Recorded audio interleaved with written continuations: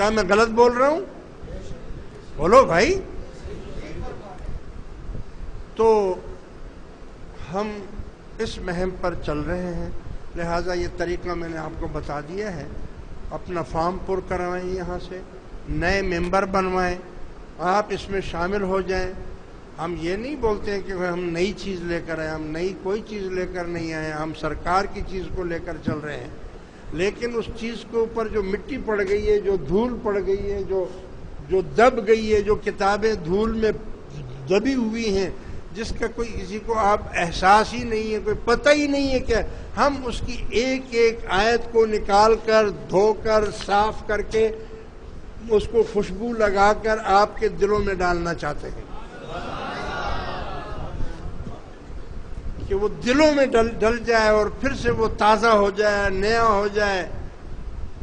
اسی لیے حضور غوث پاک کا نام رکھا ہے شیخ محی الدین، محی الدین چشتی، محی الدین.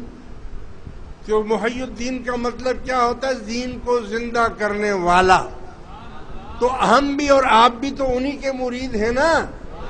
حضور غوث پاک کے مرید ہیں کہ نہیں آپ؟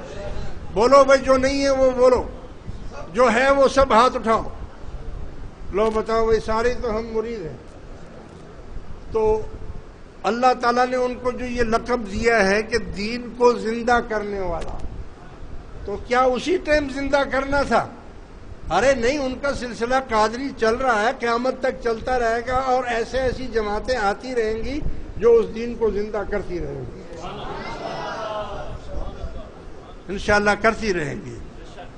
اور اس میں آپ کا بھی حصہ ہے، آپ کا نام بھی ان مجاہدین میں سے، ان غازیوں میں لکھا جائے گا. تو میرے دوستو، ایک تو یہ میری بات پر ذرا تھوڑا سا عمل کریں.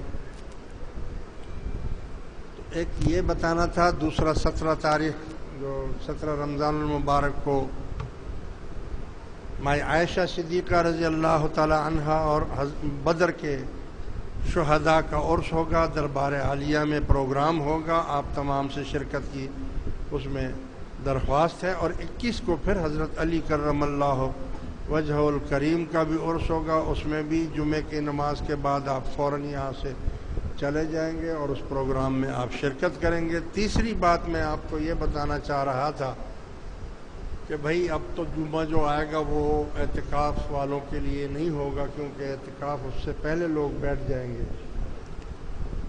لہٰذا میں ضروری سمجھتا ہوں کہ میں آپ کو دعوت اعتکاف بھی دوں. دعوت تقویٰ تو دیا ہے، دعوت اعتکاف بھی دے رہا ہوں آپ کو. اعتکاف جو ہے رمضان شریف کے آخری عشرے میں 10 دن کا اعتکاف جو ہے وہ سنت مؤکدہ ہے. اگر پورے محلے میں سے 1-2 آدمی بھی بیٹھ جائیں تو فرض کفایہ، یہ سنت کفایہ ہے، تو سب سے گناہ ہٹ گیا. اور اگر کوئی بھی کسی مسجد میں نہ بیٹھے تو پھر سب گناہگار ہوں گے محلے والے. لہذا اعتکاف کی دعوت یہ ہے کہ پچھلا جو عشرہ ہے آ رہا ہے، اس میں ایک رات ایسی ہے جس کو شب قدر کہتے ہیں، اور اللہ تبارک و تعالیٰ نے اس کے لیے قرآن شریف کی ایک پوری سورت نازل فرمائی ہے. فرمایا انا انزلناہ فی لیلۃ القدر وما ادراک ما لیلۃ القدر لیلۃ القدر خیر من الف شہر تنزل الملائکۃ والروح فیہا بإذن ربہم من کل امر سلام ہی حتی مطلع الفجر. یعنی اللہ تعالیٰ فرماتا ہے کہ رمضان شریف کے آخری عشرے میں ایک ایسی رات ہے جو 1000 مہینے کی عبادت سے افضل ہے، بہتر ہے. یعنی 1000 مہینے ہی اگر گن لیں تو 83 سال 4 مہینے تقریباً ہو جاتے ہیں.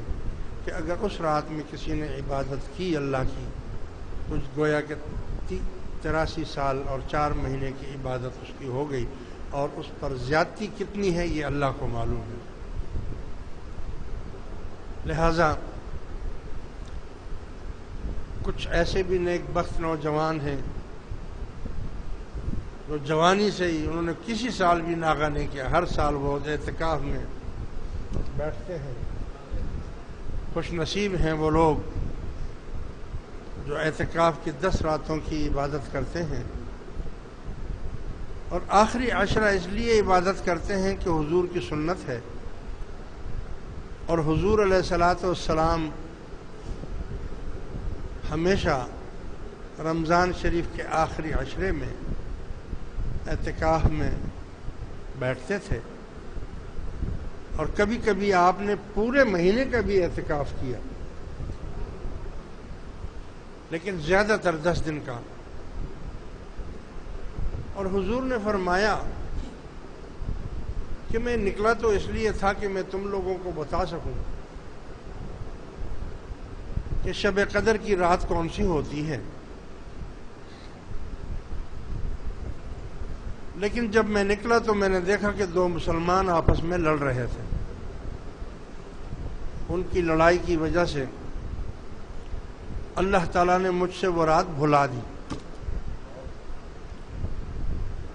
اب میں تمہیں یہ بتاتا ہوں کہ وہ رات رمضان کے آخری عشرے میں طاق راتوں میں تلاش کریں، یعنی 21، 23، 25، 27 اور 29 ان راتوں میں اس کو تلاش کریں۔ علماء نے فرمایا ہے کہ 20، 22، 24، 26 اور 28 بھی ہو سکتی ہے، اور 30 بھی ہو سکتی ہے۔ کیوں ہو سکتی ہے؟